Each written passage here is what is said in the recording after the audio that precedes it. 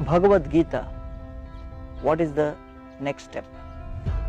Iti te jnanamakyatam guhyat guhyataram maya vimrishyetad asheshena ythechasi tatha kuru.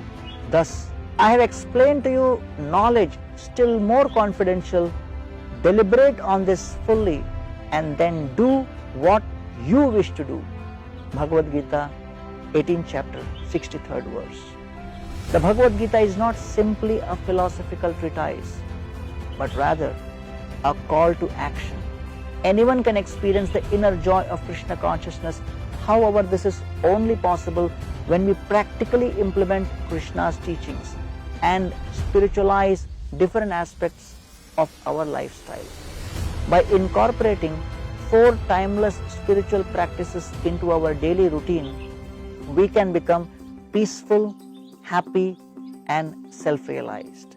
This is the ABCD of spirituality. A for association, B for book, C for chanting, and D for diet. Association. We all need friends. On the journey of life, there are twists and turns, ditches and dead ends, obstacles and opposition. Just as John Lennon sang, I get by with a little help from my friends. Those who embark on the spiritual journey are brave indeed. They strive for purity in a world of degradation. They embrace simplicity amongst rampant materialism, and they cultivate selflessness in an atmosphere charged with exploitation.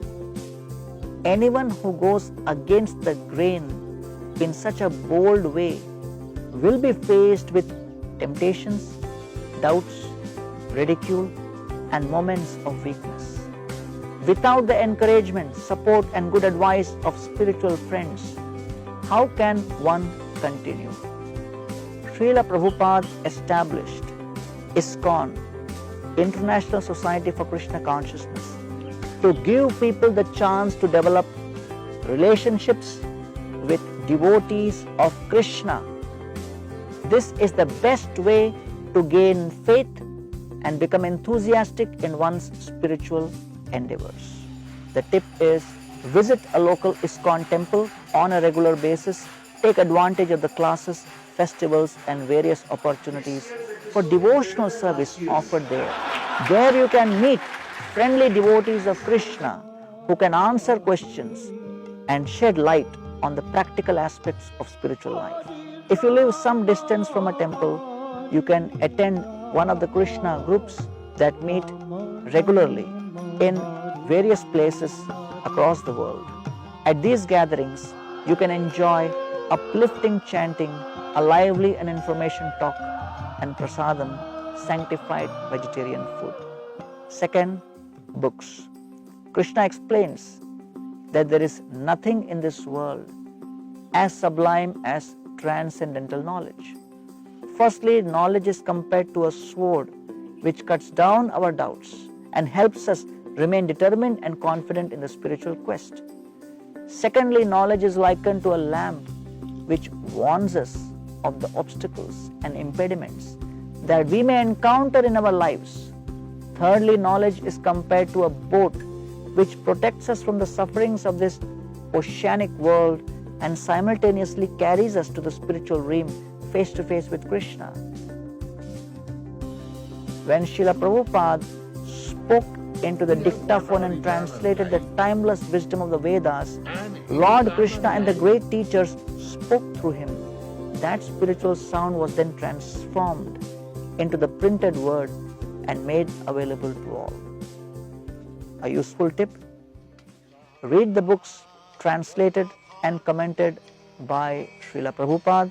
Along with the well-known Bhagavad Gita, there is a Srimad Bhagavatam which describes Krishna's divine appearance within this world, as well as accounts of his many avatars. Srila Prabhupada also published the Chaitanya Charitamrita, the biography and detailed teachings of Chaitanya Mahaprabhu, Krishna's most recent incarnation. There are many smaller books with conversations, short articles and poems. It is best to read daily. either a certain number of pages or for a certain amount of time. We can make a thorough study, noting interesting or difficult passages, or we can simply read our way through, confident of our spiritual purification. Thirdly, C for chanting. 500 years ago, Krishna incarnated as Chaitanya Mahaprabhu and ushered in the modern age of mantra meditation by popularizing the chanting of Hare Krishna, Krishna Krishna, Hare Hare, Hare Rama, Rama Rama, Hare Hare. And Krishna has actually invested his power and presence in these holy names, and therefore the names are non-different from God himself. Thus, while chanting the mantra, we are directly associating with Krishna and being purified by such communion. Chanting is a prayer that means, O energy of the Lord Hare, O all attractive Lord Krishna, O supreme enjoyer Rama, please engage me in your service. This chanting is exactly like the genuine cry of a child for its mother's presence. A useful tip: recite the Hare Krishna mantra on a circle of 108 wooden beads. This is known as japa meditation. 1 time round the beads each day is for beginners, 4 times round as a daily minimum is for committed members, and 16 rounds are for those who have taken their lifetime vows. You can chant these holy names of the Lord anywhere and at any time, but the early morning hours are deemed ideal. While you are chanting, simply fix your mind on hearing the sound of the mantra. When you talk, it's natural for you to listen to your voice. And during meditation, direct this natural attentiveness to hearing the mantra.